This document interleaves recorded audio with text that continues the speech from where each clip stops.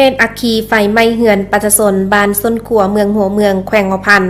ได้เกิดขึ้นเวลา 17 โมงแรงของวันที่22ตุลานี้ซึ่งบ้านดังกล่าวเป็นบ้านเผากะมุมี178หลังคาเหือนมีพลเมืองทั้งหมด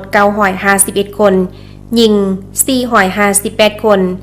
มีเหือนที่ถูกผลกระทบจากอัคคีไฟไหม้จำนวน30หลังคาเหือนเนื่องนี้ไหม้หมดเกลียง23หลัง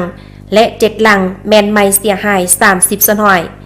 คาดคะเนผลเสียหายทั้งหมดประมาณ2ตีกว่ากีบ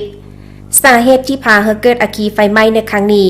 ยังบ่สามารถระบุได้ชัดเจนเทื่อตามการบอกเล่าของประชาชนผู้อยู่เกิดเหตุการณ์ว่า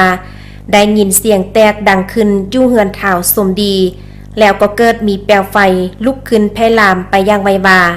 เพราะโครงสร้างของแต่ละเฮือนเป็นเฮือนห่านบานเสาดั้งเดิมปลูกสร้างด้วยไม้หอยส้นหอยและตั้งอยู่แออัดปัจจุบันนี้ภาคส่วนที่เกี่ยวข้องคันแขวงเมืองและภาคส่วนต่างๆพวมเร่งให้การช่วยเหลือแก่ครอบครัวที่ได้รับผลกระทบพร้อมทางจัดแจงที่พักเสาชั่วคราว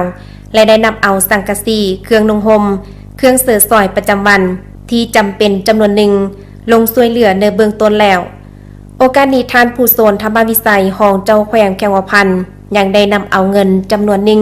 มอบเพื่อครอบครัวที่ได้รับผลกระทบในครั้งนี้ตื่มอีก